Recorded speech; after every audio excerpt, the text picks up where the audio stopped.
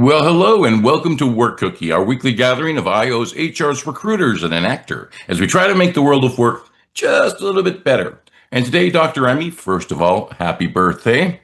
And second of all, you brought us a special guest for our topic today. We're going to be looking at organizational agility, structures that move at the speed of change. So you want to give us a little preview and introduce our special guest?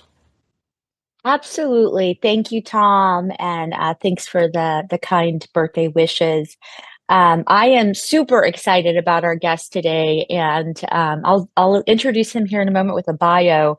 But I wanted to also just give him a kudos. He was the first person I ever learned anything agile from, and I had continued to stay with him through trainings. He's done all my certifications, and highly recommend him on that front. If after today's conversation you're like, I should look more into this, he is definitely your guy. So Dhaval Panchal is his name, and he is an experienced executive trainer and organizational design consultant.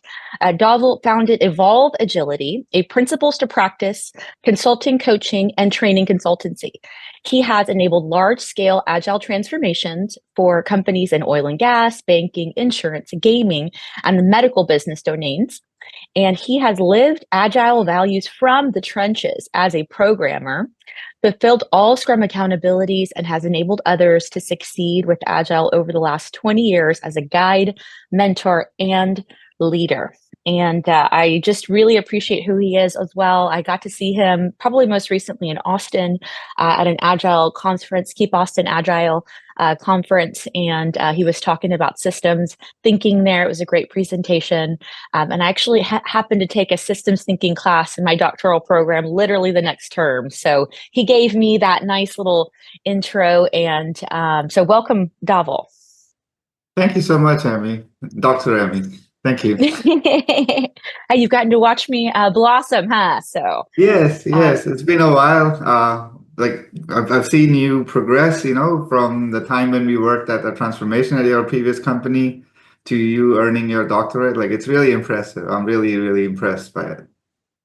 awesome. No, I think you gave a lot of those little jigsaw puzzle pieces along the way in terms of agility, especially, which has just really, I think, heightened my interest in the leadership space, especially, which is really where that certified agile leader interest came from and all of that. So I want to start us off here just by doing a quick definition because I love definitions. And that's something that I'll usually pave with what some research says organizational agility is. And then I have some direct questions to ask you around some of the frameworks that you teach, that you train, and that you help people in terms of mentorship and coaching for. So one of the definitions, and I'll put the resources here in the chat for the folks on the call. Enterprise agility is what it was called there. So organizational agility is the topic of the day, but this one defined it with enterprise. Enterprise agility can be defined as an organization's ability to identify environmental changes and respond accordingly. So super simple in terms of the definition, but how on earth do you actually do that, right? So, so I'm gonna give you kind of the floor on this one and on your own definition on how you would define organizational agility. And I do want to kind of qualify that. How is it different from being fast or efficient or some of the things that we traditionally think that means? No, definitely. I like the definition that you are sharing around enterprise or organizational agility. The distinction I make is an enterprise is a pursuit. It's a pursuit for something. And when we are talking about organizations, it's a pursuit to realize their vision. And in order to, because that's the purpose that the organization came for. Every organization has different visions, different pursuits.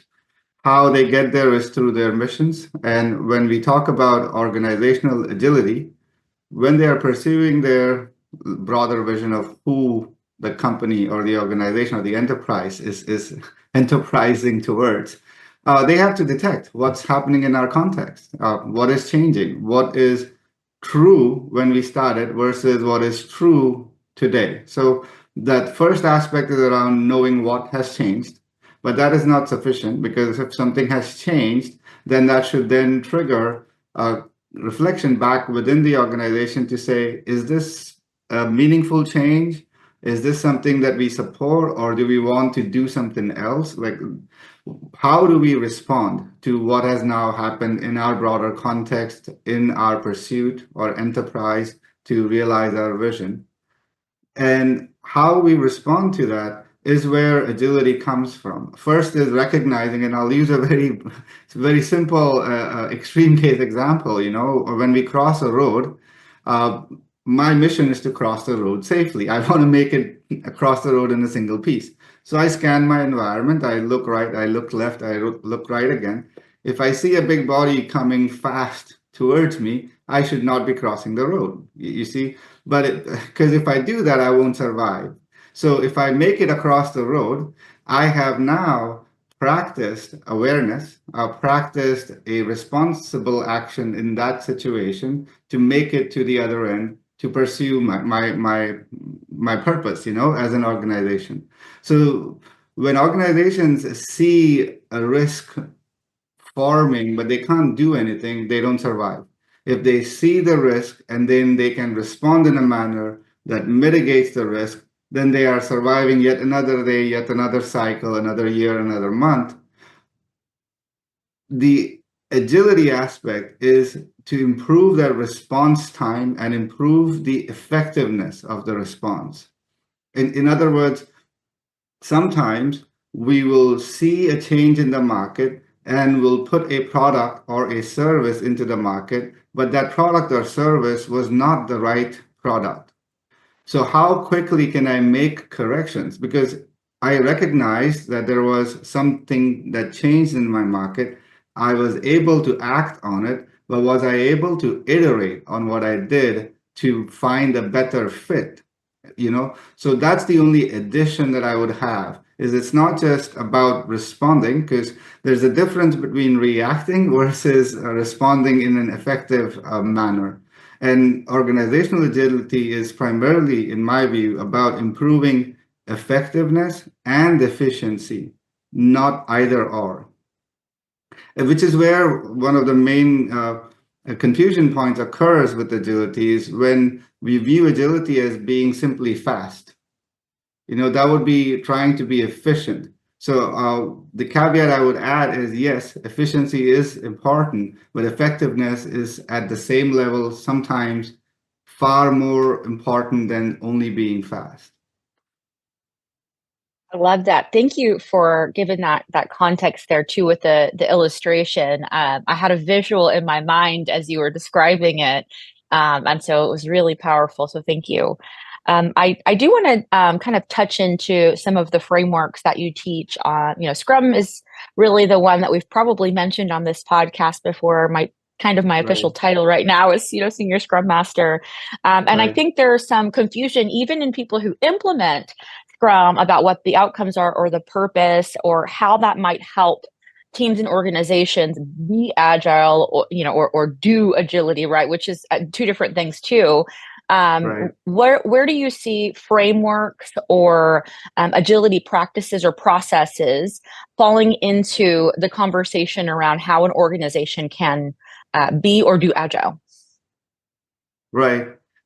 I think I'm a huge proponent of Scrum. You know, I've been practicing Scrum for almost 25 years now. So I'll try and condense it in three layers. Yeah, I'll start from the enterprise or the organizational layer.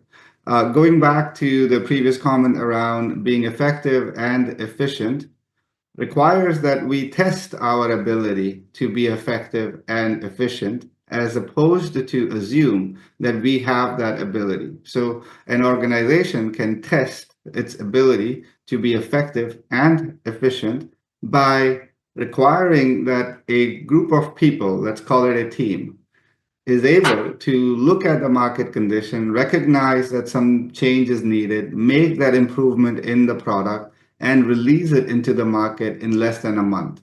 So that would be applying the Scrum framework, where you're essentially saying, what can we build in less than a month that we can go to market with and check for feedback from actual customers or end users or representatives, And we invite this outside in feedback as opposed to the inside out collegial approval, because the people outside the organization are the ones who are paying for your products and services.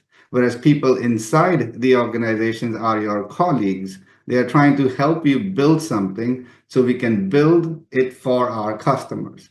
So that's the first organizational feedback loop is, can we build something, put it out in a month, so people who are injecting goodwill, cash, etc., so we can continue to survive, are appreciative or telling us what we should really be doing, which is why when customer feedback comes, we need as a team the ability to remain open, to the feedback. Because I've spent the whole month, we had 5 meetings.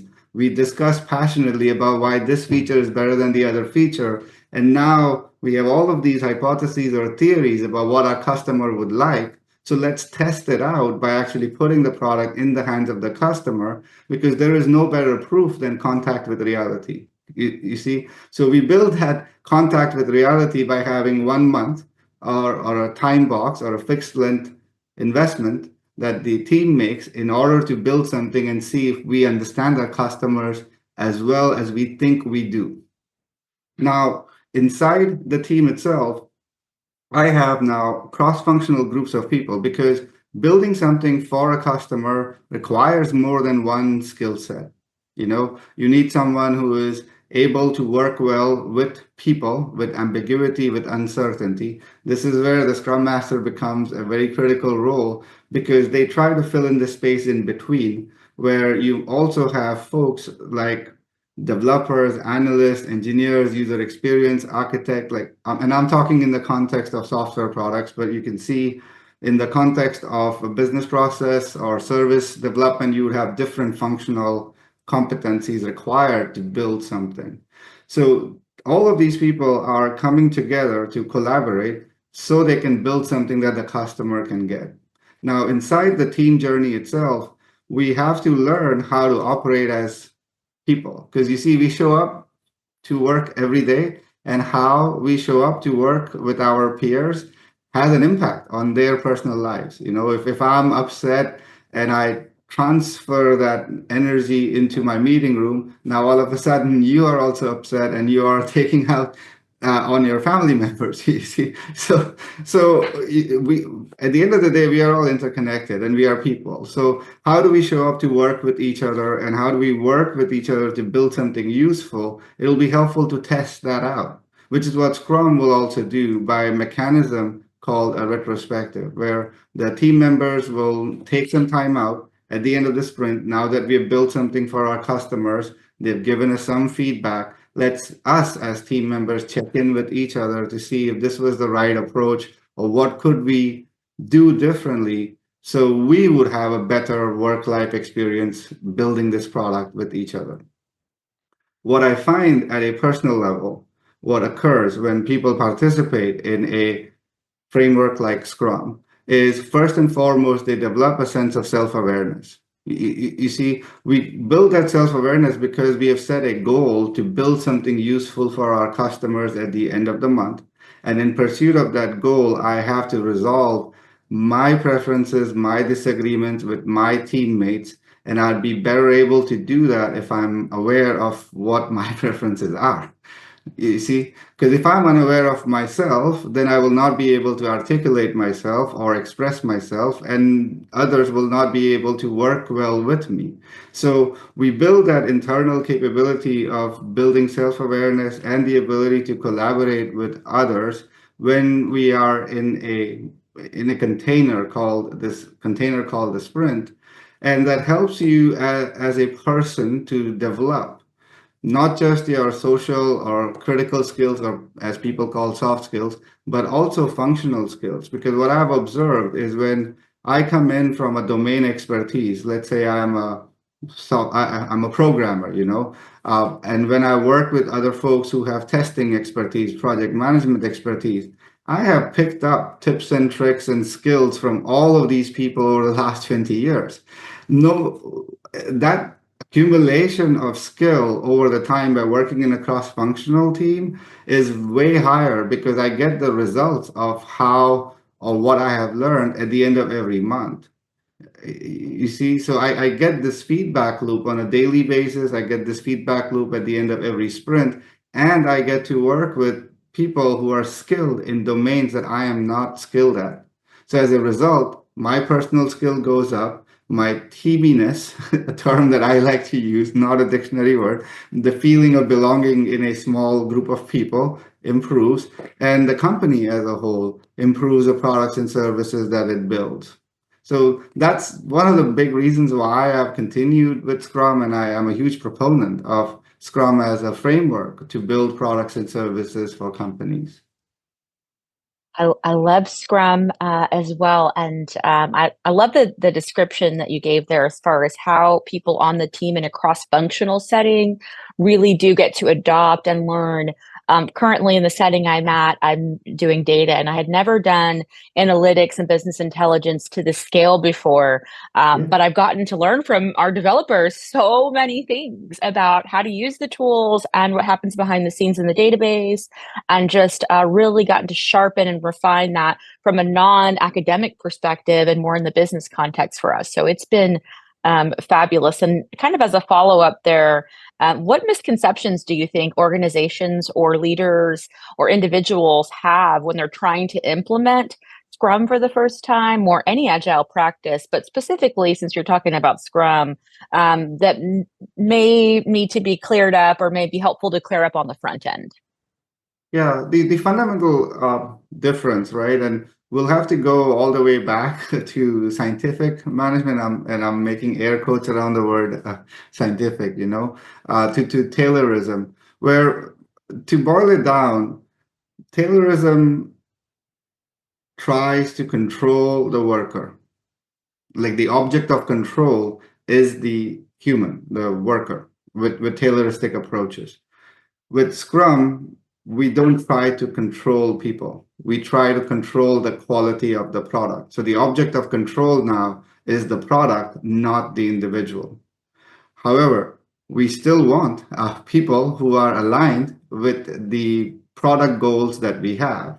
So how do we exercise the right degree of control without becoming a control on the individual or the human?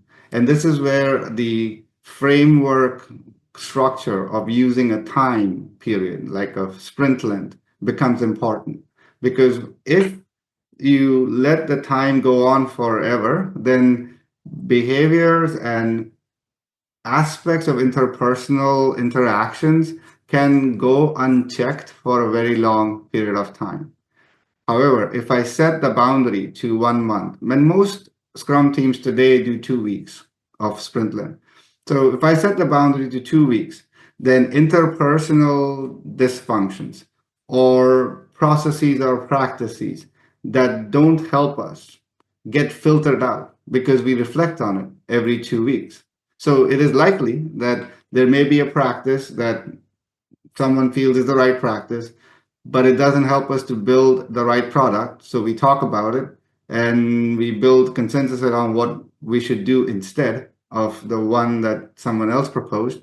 And we refine our practices and interpersonal behaviors at regular intervals.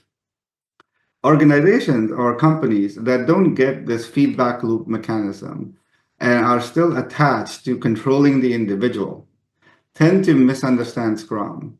The way they tend to misunderstand it is, first and foremost, they assume that the worker is lazy. I mean, this was the first assumption that Taylor called out, which he labeled as soldiering. The word for slacking was called soldiering back in 1900s, so the language changes.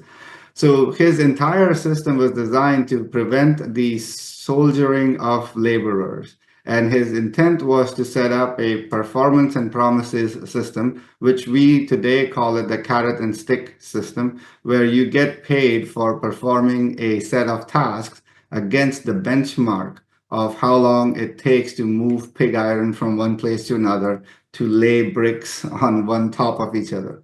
Now, in the physical world, Sure, you can do time motion studies and set some benchmarks. Charlie Chaplin's movie Modern Times is a fantastic reminder of why that doesn't work in a humorous way. So I wouldn't go there. In today's world, we are no longer operating in unit economics. We are operating in solution economics. What I mean by that is in the world of unit economics, where I'm producing or manufacturing screws or nuts and bolts, I have to generate 1,000 bolts in order to then go to market. But in software world especially, you never hire someone because they have created the login page 2,000 times. And now they will be creating 2,000 login pages in your company. They're always using what they have learned previously to then build something completely new the next time around. So in the world of solution economics, what you want from people is not only experience, but also exposure. Experience in the domain or the field or the technology, and exposure to a variety of problems that could occur, because those two together make that individual more skilled. Similar to how you expressed, working with data engineers and data scientists has helped you to acquire exposure to the field of data, and now you are more informed or educated about that subject. Without that exposure, you would not know about it. You see, because the problems we solve are always changing and shifting. So we need people to learn, build that capacity to learn or become a lifelong learner, Yes, and the kind of thing I was thinking, and we talked a lot about technology, and often that's usually what I bring to the table here is the tech space.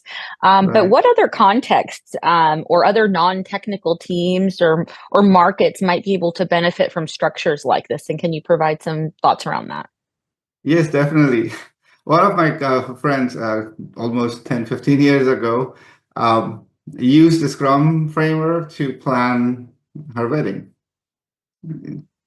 It's a very important life decision that requires two or three people to agree on what are we going to do to make this the most memorable event of our life.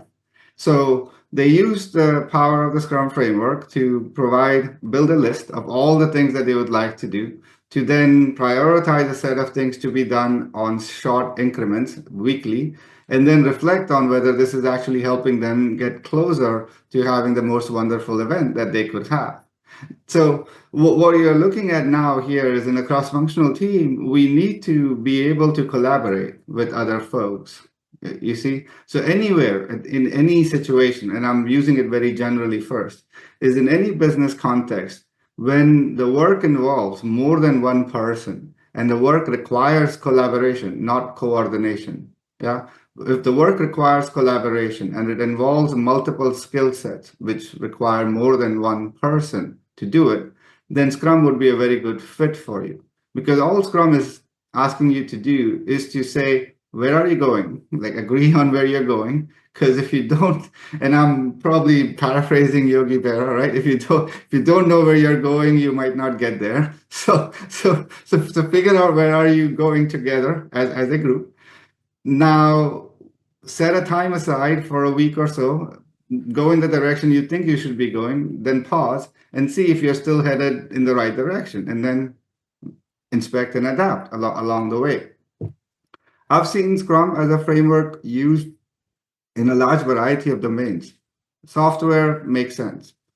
I've seen it in organizational change management, although when we used it in our change management, we did not follow Scrum exactly as described because we broke it to a 2-month cycle, not to a 1-month cycle. So what happened there was we said as a group of change agents, let's look at what we need to change, and we'll make sure that whatever we agree on to change is actually implemented by the end of 2 months.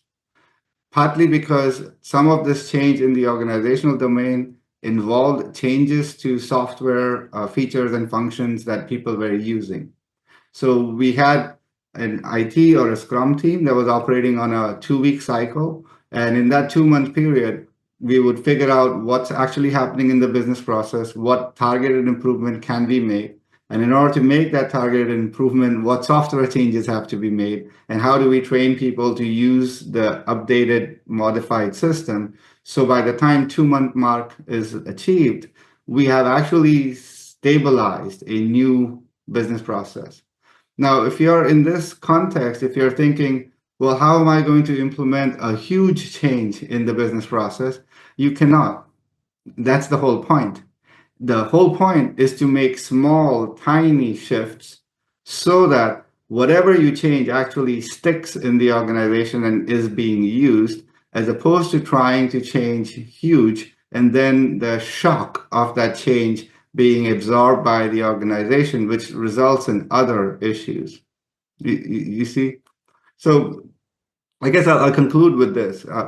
Most of us don't go to get training on how to use Amazon.com. Like there's no course for it. Yeah. But Amazon changes its website regularly. I mean, it changes every time you blink, most likely, because there's something that is changing for someone all the time. So by making these changes micro, like very, very tiny, the overhead of training the end user has been eliminated, because as people, we can adapt to changes when they are small bite size. As business process users, they can adapt to small bite-sized changes. But if you make a giant change, now I have to invest in specialized training, oversight, all the other things. So organizational change is probably another space where you can do iterative and incremental development. We've seen in HR organizations using the same approach to collaborate with each other. So silos or individual pockets of information is shared with other people in the team, and they are all aware of what's going on and how things are moving, so the department or the team as a whole can move forward. We've seen it in functional departments, we've seen it in cross-functional departments. I think the only limitation is our imagination sometimes, where we could apply it, not so much on how the framework could be used.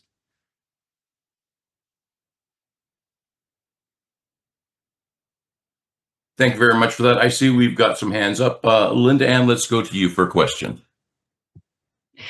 Thank you for all your insight and information. One of the questions I have is, when you're working with a smaller organization, right, who is that is trying to grow, scale, and adapt to market influences, how do you balance those incremental changes with not becoming reactionary to every little thing and creating that change fatigue that can happen where people never know what's going on next, or are just exhausted by the process? And how do you prevent that from happening? And Linda, you're so right.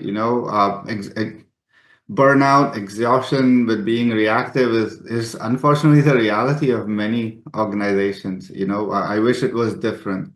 When we look at Scrum, which is a framework, one of the frameworks in the Agile umbrella, we talk about in Agile umbrella principle, which is people, developers, and users, like everyone involved, can work at a sustainable pace indefinitely. First and foremost, what that means is we don't want to break our people in the pursuit of building the product. So the first capability that an organization, whether it is small or huge, has to develop is the capability to prioritize. You see, there is the misconception that capacity is infinite. It is not. Yeah, which is why we recommend people don't text and drive, because you think you can do it, but it's not recommended, because you'll get into some kind of an accident. So prioritize. Do you want to text or do you want to drive? That will improve your survival outcome. So as a small organization or a bigger organization, the first thing to learn is, given all the things under the sun that we could do, what is the one thing I want to get done this week? What is the one thing we want to get done this month? And let that be the focus for most of the organization, which means people who are contributing to build that one thing. There will always be other parts of the organization, like sales functions, marketing functions, the CEO, the board, who would be looking out into the market and saying, here are 25 other things that other people are doing. What should we do? Like, that's their problem to solve.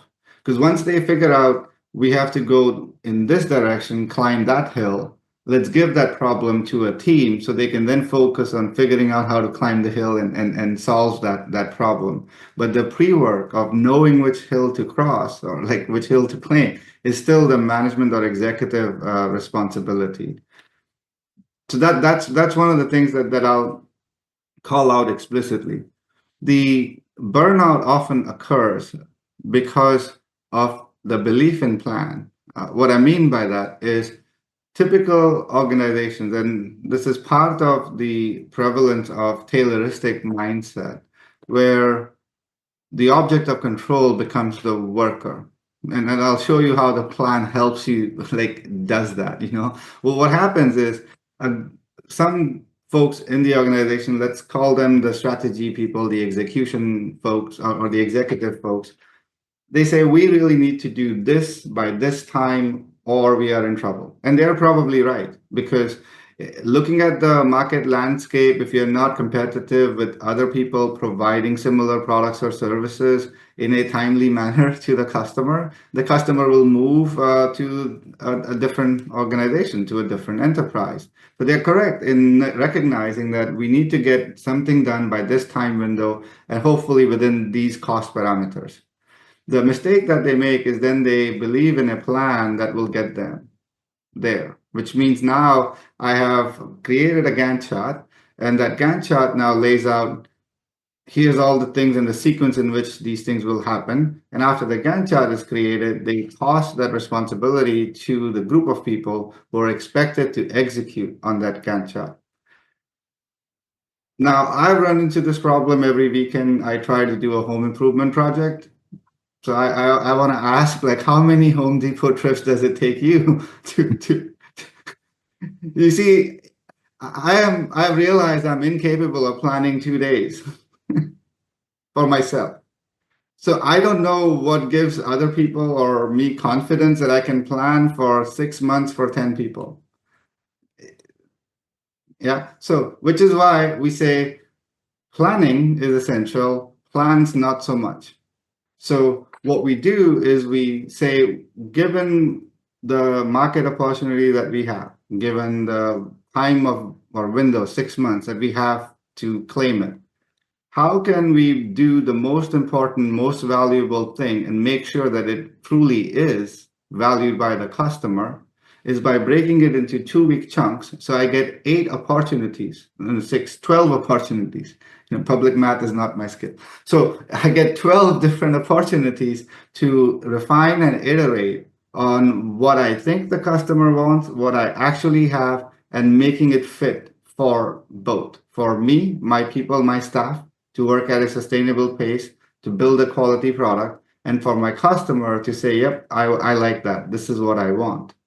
So the mindset that we need from executives is not to get it right the first time. The mindset shift is to get progressively less wrong, which is another way of saying continuously improving. Because if you build something and it meets every set, like if you build the magic lamp where the genie comes out and fulfills all your wishes, then you don't need any more products and services. You're done. Your company has fulfilled its mission. But that's never the case. The market always changes and we can never get the genie. So we have to be open to being wrong and improving from it. Dhaval, I wanted to ask you, because it seems like, especially in the last 5 or 6 years, the only constant has been change. And Right. if I'm a CEO, I can see how this will work really, really well if I want to develop a product or service. But I've got 2 big concerns on my mind of the future.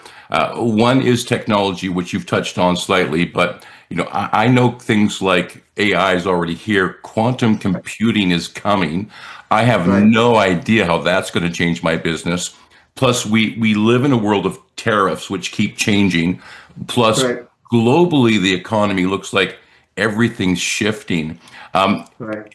if I develop a culture of agility, can I navigate those changes where you talked about standing on the side of the highway earlier? I feel like I'm there, but I've got blinders on and I can't see what's coming down the road.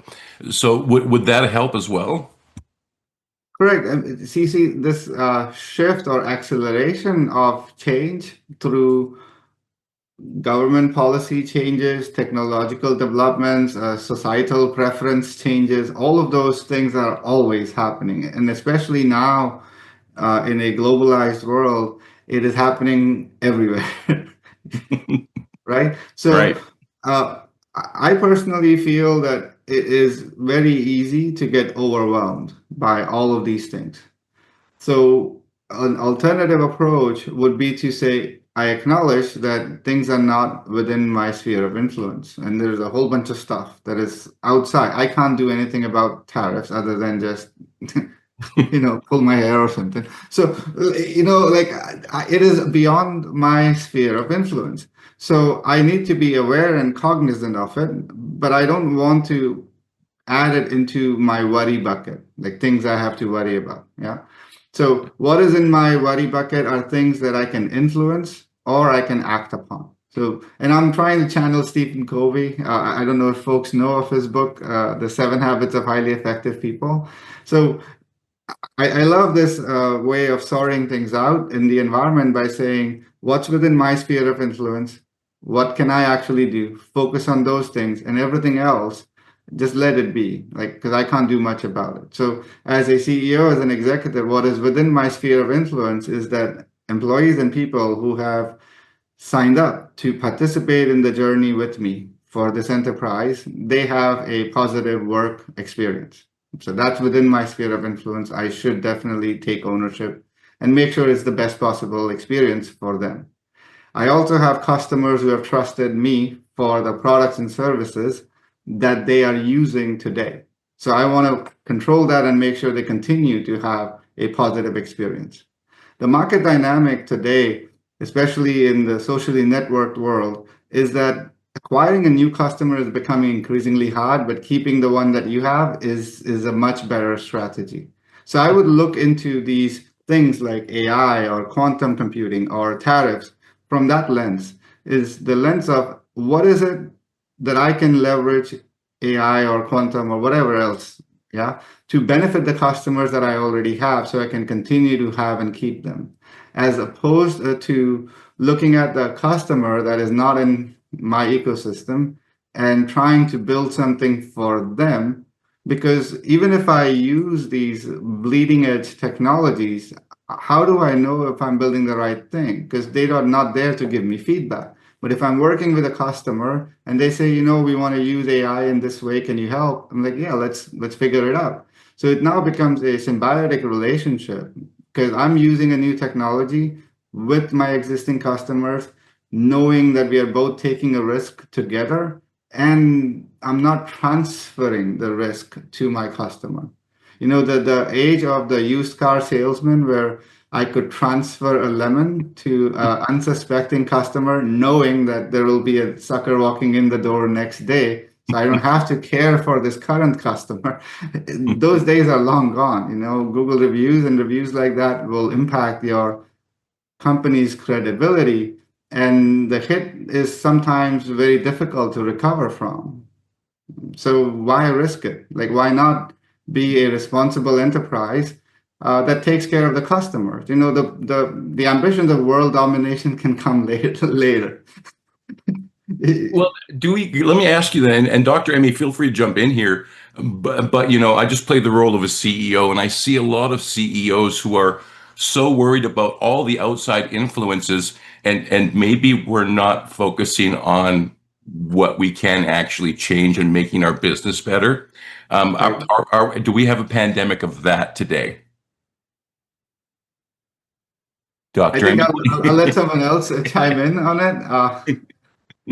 I'll chime in on here just a bit because I often talk about the criticality of leadership and their role in this entire process. And I just want to touch on one thing that Dhaval was talking about there as far as the sphere of influence. I actually saw an image on LinkedIn very recently that was things I can't influence at all on the exterior, things I may be able to influence, and things I can definitely influence as kind of that central point. And it said, don't focus on, focus on, right? The things that you can control, influence, and that matter. I think sometimes, though, in the leadership disconnect is that they don't even know the distinction between the things they can influence or I'll use myself as an example. I often, I was told recently, use your doctoral powers for something. And I thought, I have no influence in this area. I don't touch it. I can't touch it. It's not mine to touch. And I'm certainly not overstepping my boundaries because I am just not one of those people.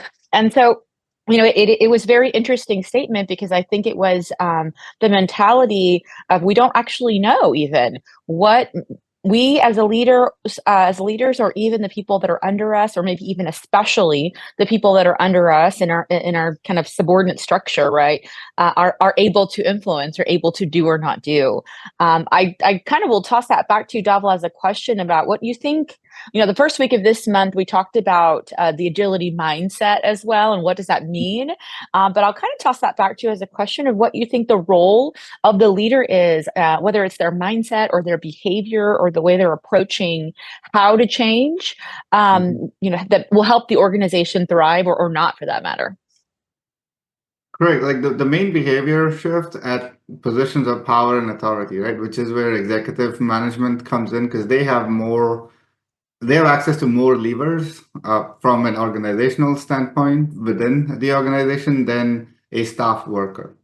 The first expectation is please don't box people into categories or labels. Unfortunately, this has happened in the past 100 years or so, where we say an individual has a particular skill set, and that's the only thing that they are good for.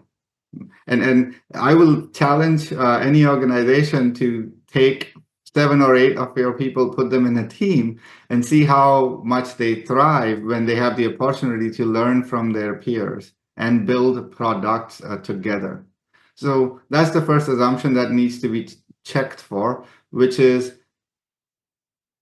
embrace growth mindset for your employees and for yourself, which is essentially at the heart of agility. What it means is when we see something is different, we have the inherent capacity to learn and grow and adapt for that situation. So you have to extend that grace to other people in your organization and challenge them by asking them to build a product, not challenge them by asking them to deliver on a plan. Like this is the key difference, is when you ask people to say, hey, can you build this product with these features? That's a different kind of a challenge than saying, can you execute this particular plan in this sequence? Because in the first, we are saying, here's what I need. You figure out how to do it. In the second, I'm telling someone what to do and how to do it, which means I'm taking away their autonomy or their ability to exercise agency on that situation. Because if I have to do exactly what you tell me to do, then I don't control the outcome. I control the process. So we have to let go one or the other. And in matters where Agile sits well is we ask the executives to, again, going back to like, give us direction and give us the objective and let people figure out how to achieve the objective. Thank you for that. LindaAnn, let's go to you. I think it's really important when you started to talk about your sphere of influence, and as a leader, what does that really mean?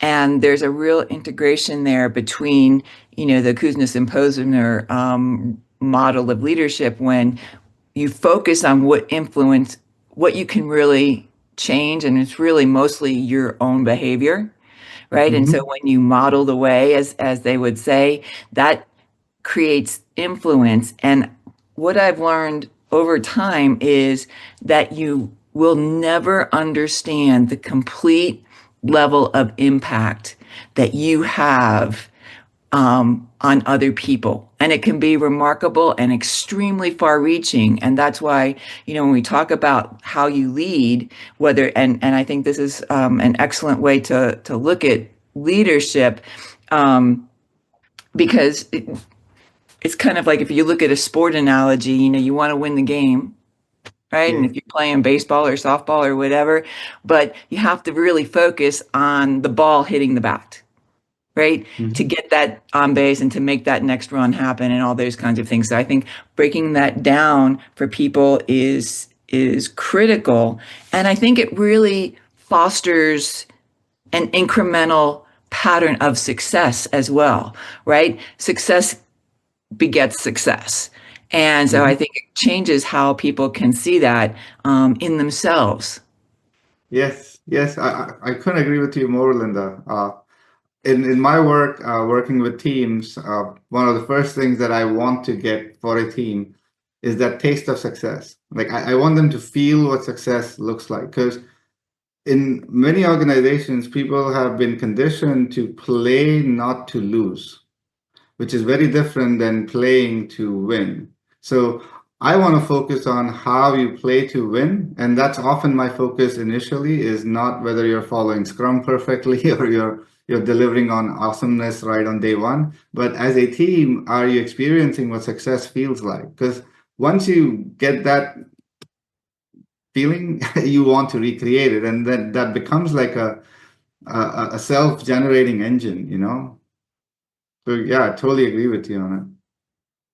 Yeah, I just from a recent experience in an integration capacity, I think that it was very small successes along the way. I mean, integrations for one can be very ugly and clunky for organizations.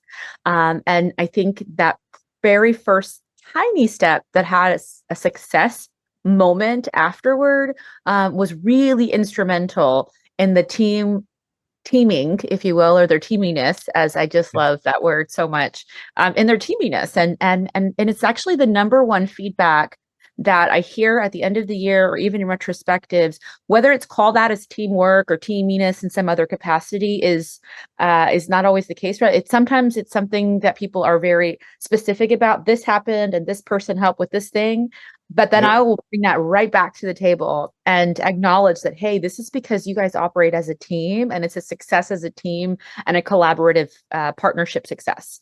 And so that's my favorite feedback to hear from people, is when they work and collaborate, and then there's even the most microscopic success that comes from it. I will literally throw a party for that, because they really will not ever even sometimes identify those moments themselves. Yes, yes. I forget the name of the author, so it is not my idea for sure. But one of the famous an effective retrospective techniques is to replay your winning plays, and I think this was developed by one of the sports coaches in American football, where this particular coach would not focus on what went wrong during gameplay, but they would only focus on things that went right, and then replay those winning plays over and over again to reinforce the kind of individual behaviors that would recreate those winning plays again, because there's always going to be something that is deficient, but we don't want to take that deficit view, because trying to fill that deficit only disempowers and demotivates. So focus on what everyone's strengths are and build those, because there's always going to be I love listening to piano. I'm never going to play classical piano, I mean, unless I dedicate my whole life to it. So I have to appreciate those who do that really, really well and focus on what I'm good at, so I have a much better experience as a human.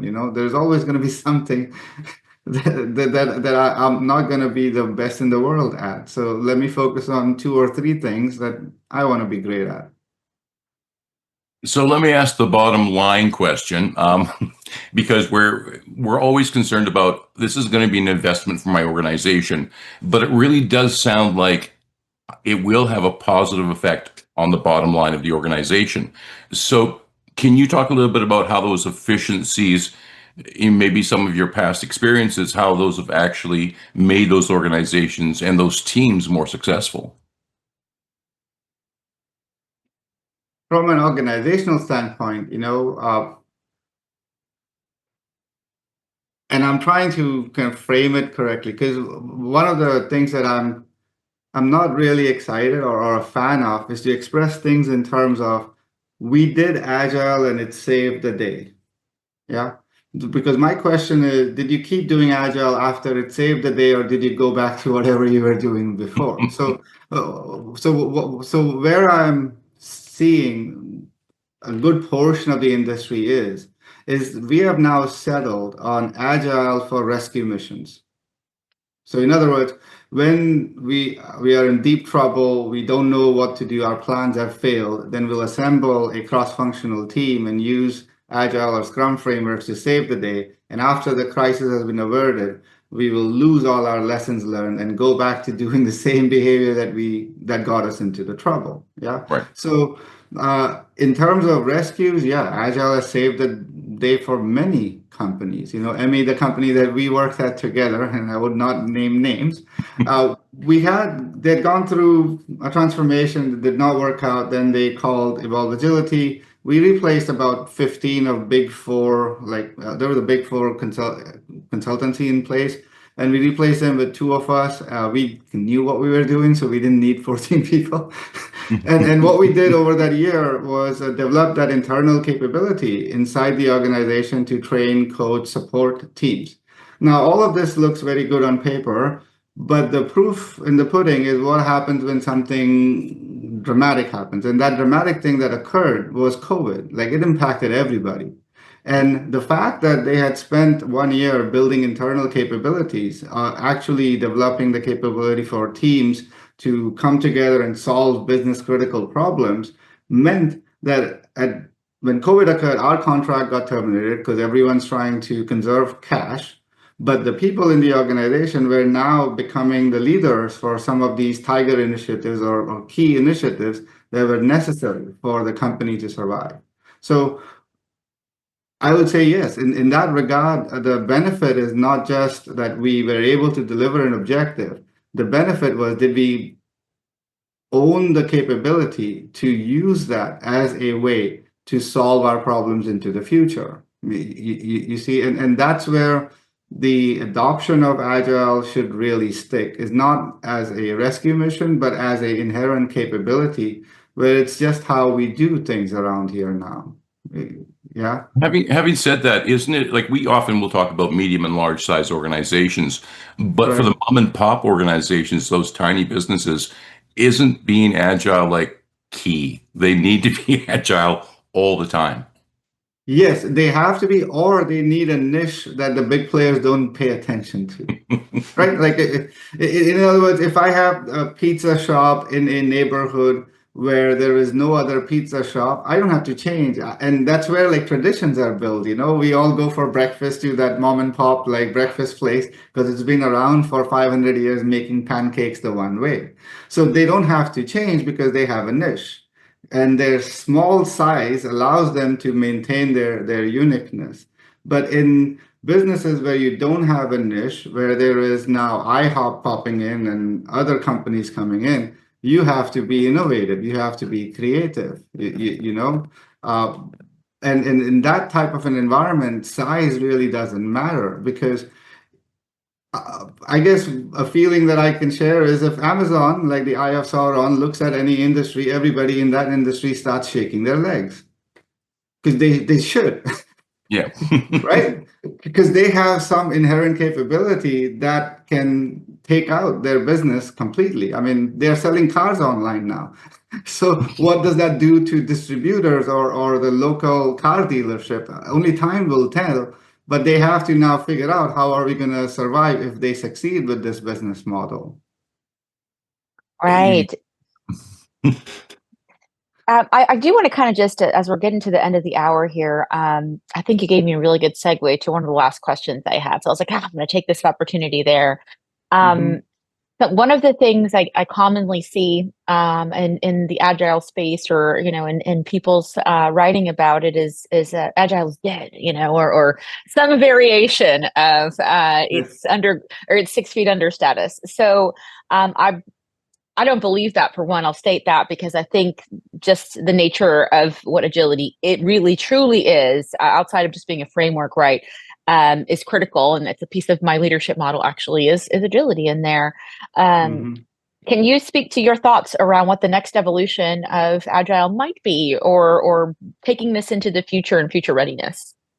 Right. First, I'll say Agile is dead is the same as exercising is dead. Yeah. Now, there will come many flavors of how to exercise. There's CrossFit, weightlifting, all sorts of flavors of the month, of the year will come. But the fact that exercising is essential for healthy living will not go away. So that's how I would equate, like, Agile is dead. Sure, your flavor of ice cream is no longer the most popular flavor, but the fact that agility and Agile is needed is as true as ever. Like, we are not the first people to discover it. It's been around for a millennia, to be honest, right? Because it ultimately works on the evolutionary principles. In where we are headed next, I feel, and this is where Evolve Agility and our name comes from, is to not take away the gains that people have made before us. In other words, in the software world, we've had the Agile Manifesto signatories express the manifesto, the 12 principles, and the values. Anything that goes beyond Agile has to acknowledge, like, that's the core. And now there is a lot of room to discover more principles that help us to solve problems more effectively. It is not about questioning whether these principles or the values are right or wrong. Because, and I'm not trying to, that may not come out correctly, because I'm not saying Agile is a religion, like you just have to take it for whatever it is. But what I'm trying to tell you is that the core of agility is on human interaction. The core of agility is in collaboration with our customers. The core of agility is in frequent planning. So that is never going to go away. But the ways in which we do that, the principles that help us or guide us towards it, will continue to improve or change. So I think there is a lot of room to discover new principles that help us to be more adaptive in a responsible manner. Because organizations at the end of the day are organs of the society, I mean, they're not just money generating machines. Like, they have a role to play that is bigger than just shareholder distributions. Thank you for that. We got time for one more question. LindaAnn, let's go back to you. I just wanted to comment on Dhaval's last piece of information, and that's agility is based on human interaction. That's so key for people to hear in this environment where everybody's wondering if they're going to go into work tomorrow and if some AI aspect has taken over their job. Whatever we do, we are still going to need that human interaction piece, and to utilize agility as part of that component and help give people a minute to breathe, to believe that they are still needed and valued, is really important. Absolutely. I think this was the core of why I designed the type of leadership model I did. That human-centric ethics is what's at the core, but at the end of the day, it is about reminding first on the front end of your leadership capacity or your team capabilities and competencies that humans are the lifeblood of the organization and the team itself. They're the blood that runs through the body. The organization is the body, and it has a purpose and to survive. But the blood that's running through every single organ of that organization is the humans, and that's the lifeblood. And reminding people of that, because I think there are definitely people that have the mentality of cost cutting first, or the dollar sign is more important than the people. But the reality is that it's not. And so organizations must survive through financial generation, right? Or if it's a nonprofit, they still have to have money coming in, regardless of whether it's for profit or not. So money is big everywhere in every organization, but the lifeblood of how that happens is absolutely through the people, for sure. Thank you for that call out there. Yes. And with that, our hour looks to be up. Thank you very much. Yeah, we should have gone an hour and a half. Thank you, Dhaval, very much for joining us today and sharing all your information with us. Emmy, do you want to tell us a little bit about where we're going to be next week? Yes, absolutely. So, first and foremost, I just want to say thank you, Dhaval, for your participation here. And I'll just make a quick little plug for him again. Please check out his website. In fact, if you want to pop it in the chat here really quickly for the folks that are here, please check out what he does. I think he's got some white papers on there as well. And just he has really inspired me in the area of agility in general, and really just been an amazing trainer, a coach, just a mentor, even through ways he probably doesn't even know. And I really appreciate you coming in today and just sharing some of your knowledge in the space of organizational agility. Next week, we're going to be heading to agility and psychological safety. Fast doesn't have to mean frantic. I feel like we touched on some of those topics today, but as we've gone through this month and the agile conversation, I feel like we just continue to do a little bit deeper and deeper and deeper. And so next week, we'll specifically talk about psychological safety and how the heck that relates. Dhaval, if you want to come back by next week, feel free and listen in or contribute. You're always welcome here as well. But we'll definitely go a little bit deeper into the topic as it relates to people, which is my heart. And I hope you do come back and join us. And that invitation is open to anyone. You're more than welcome to join us. We do this live Thursdays, 12 noon Eastern time. Just go to the CBOC website to find the link and join us and share your voice. And thank you to everyone who participated today, those who are enjoying it.